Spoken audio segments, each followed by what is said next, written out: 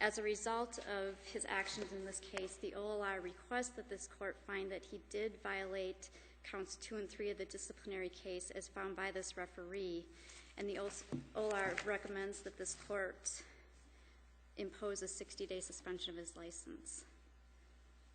You think that the third count is contrary to the First Amendment? Is it covered under the First Amendment? Under the Gentile case, there's a balancing test that you look at in determining whether or not actions or speech are covered under the First Amendment. You have to look at whether or not his right to make statements or comments about the district attorney's office and the judges in this case outweighed the state's right to a fair trial or the public's right to a fair trial in this case. If you look at the facts and circumstances of this case, if you look at the details of the analysis, the materials that are contained in Mr. Sommers' pretrial publicity, if you look at there's one page called the Raceback Case Made Simple that contains expert analysis. One of the experts on that analysis is an expert whose the information was provided to Mr. Sommers through pretrial discovery. It was not made public. It was not in the court record. You also have an analysis of Robert Krenz's expert testimony, who in the JusticeDaneCountyStyle.com internet site. All of that information, particularly with regard to Robert Krenz, was excluded from trial. Robert Krenz was not allowed to testify at trial with regard to any of those facts.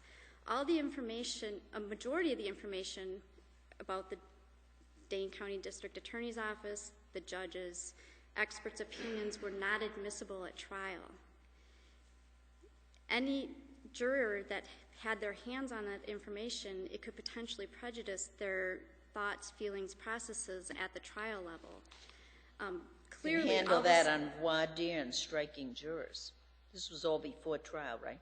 This was all before trial. However, you need to weigh the impact of the public dissemination of information that Mr. Sommers put out there versus the state's right to a fair trial. If this evidence or information was disseminated to the public, that has a high likelihood of prejudicing the trial. And that needs to be taken into consideration. If you look at the matter of Stephen Litt's case, which is an Indiana Supreme Court case, in that case, there was an attorney's letter to the area newspapers where the attorney made extrajudicial statements during his client's retrial. He asserted his client's innocence, criticized the prosecutor's decision to retry the case, and included information in there that his client had passed a lie detector test. In that case, the court held that there was a substantial likelihood that the information that the attorney in that case disseminated to the public would materially prejudice the jury trial.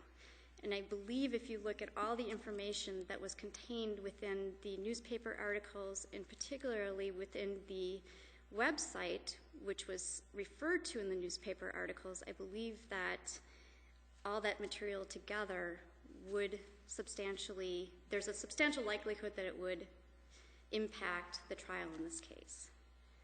I'm assuming that the OLR does not automatically check our decisions or those of the Court of Appeals or the trial courts when there's accusations within them that either the defense counsel or the prosecutor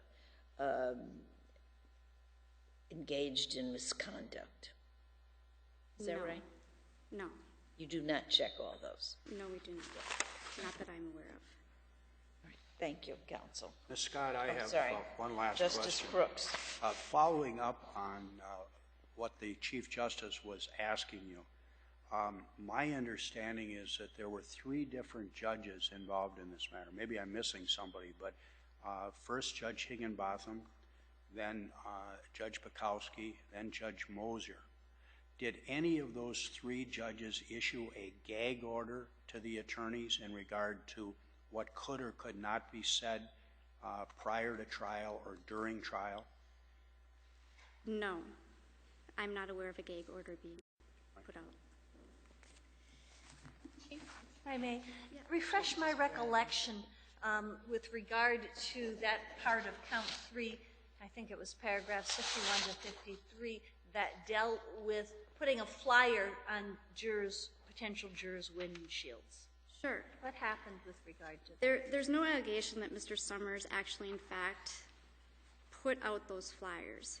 The reason that the flyers are an issue is because there's evidence and testimony that those flyers contain the same or similar language to language that was contained in Mr. Sommers' websites. It contains a lot of the same allegations, the same factual analysis, and the flyers are essentially evidence of the effect of Mr. Sommers' pretrial publicity. Whether Sommers was involved or not, somebody took the information that was set forth or put out by Mr. Sommers and placed them on these flyers. And one of the concerns about at least one of the flyers is one of the flyers was in fact placed on, there's a level in the Dane County parking ramp, or the previous Dane County parking ramp where all the jurors are assigned to park. And on May 24th, 2004, there was going to be voir dire with regard to the trial in the raceback matter. Those flyers were placed on the same level in the parking ramp in which the jurors parked for voir dire for the raceback trial that day. And so, just in sum, these flyers were evidence of what happens when you place that type of information out there and it gets promulgated to the public. Was there any indication during voir dire that those flyers or any other pretrial publicity was heard by any juror or infected any juror? I don't believe that because this was the May 24th, 2004 hearing in front of Judge Pikowski, I don't believe that there was any voir dire done on that day because the trial was continued. Voir dire, I've been reading some of this stuff and there's a lot to read. There was a voir dire done, and if I recall, there was a juror that was struck because of knowledge of Mr. Humphrey. Correct me if I'm wrong, but I don't think any juror was struck with regard to any pretrial publicity. I believe ultimately, I'm just going from my memory at this point, I believe that when voir dire actually did occur for the trial, that none of the jurors were struck due to pretrial publicity. That's my understanding. Any other questions? Anyone else? Any other questions? Thank you, Ms. Thank you. Scott. Mr. Sommers, you have 10 minutes on a not overly fast clock. Okay. Your Honor, I will begin with where she left off. Actually, her last statement is factually not accurate. And it's critical and it's understandable, and I don't see how she could have gotten it wrong, and this Court should know because it's been pointed out both in my brief and my reply brief, and the record says it. There was indeed a juror who was struck in voir dire. He was struck because of the pretrial publicity in that case. He was struck because he was biased against Raisback. And why was he biased against Raisback? Undoubtedly because Channel 27 had been fed a story that was put on the air prior to the trial, that Raisback, at the speed of the trial, that the state was going to be proving that Raisback was driving in excess of 100 miles an hour, when in fact at that time the state's position was the speed could not have been more than 76 miles per hour. Channel 27 retracted their story on their website. They refused to do so on the air. But that was the bias that was against Raisback at trial. Of course, nothing that I could have remotely been connected to could have even come close to being the equivalent of this planted false story which was Channel 27 ran with. In regards to three things that she brought up, I would like to touch upon. First, I want to ask you something Sure. before you get started. Why did you give the interview to Isthmus? What did you think you were doing? actually, I'm not 100% on that. I don't really recall it. But if my memory is correct, Paul Humphrey was interviewed in that same issue. So we both were interviewed at the very same time. Second, in regards to that, as this Court knows, and that was one of the things I was going to touch upon, there is an exception to to the rule. And the exception says an attorney can go public, warning of a danger concerning the behavior of a person involved when there is reason to believe that there exists the likelihood of a substantial harm to an individual or to the public interest. Who did you think you were warning, if you're going to use that? One was the public. Well, All right, should the public be warned that a district attorney's office has, one, knowingly commenced a vehicle homicide when they knew their evidence was false? Two, should the public be aware that a district attorney's office knowingly utilized falsified testimony in order to have the individual bound over in the case to proceed? So you wanted to put your view of the facts before the public, and that's why you did the interview. Actually, I wanted, at that point in time, for the same reason, I mean, at these periods of time, I wanted the responsible people to step in. I had already gone to the court. Adam Raisback is a small man today. He was a smaller man back then. I think he was a 17-year-old kid, or not 17, 18-year-old kid. We're talking about convicting a kid from a criminal conspiracy. No. Your Honor, you're asking me why. That's why. Slow down, okay? Slow down, Counselor. You're a fine advocate. You're a fine advocate, and I'm not trying to get in the way of that. I'm just trying to understand what occurred here in light of what you've been charged with, okay? And you've been involved in this for years, though I can tell you I have spent many, many hours and hours reading stuff. I don't know a tenth of what you probably know. So if you listen to me and answer my questions, you can probably help me out. And my question was, first of all, why'd you give the interview, okay? So you're telling me you gave the interview to warn the public. Well, you gave the interview prior to trial. Why did you give it at that time if you wanted to warn the public? Because, Your Honor, I was authorized to do so by the Supreme Court rules. That's the thing that nobody wants. That's one of the elephants in the room that nobody wants to go. I'm not worried Counselor, I'm not worried about the rule. I'm trying to figure out factually why did you do what you did.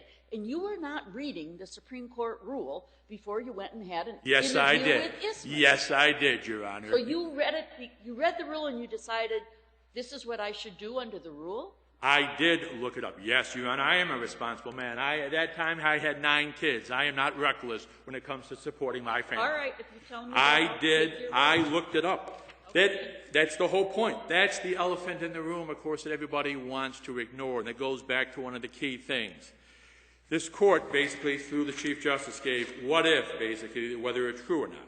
The fact of the matter is, it is true, and it's not because I say so. It is very inaccurate to say that I say so.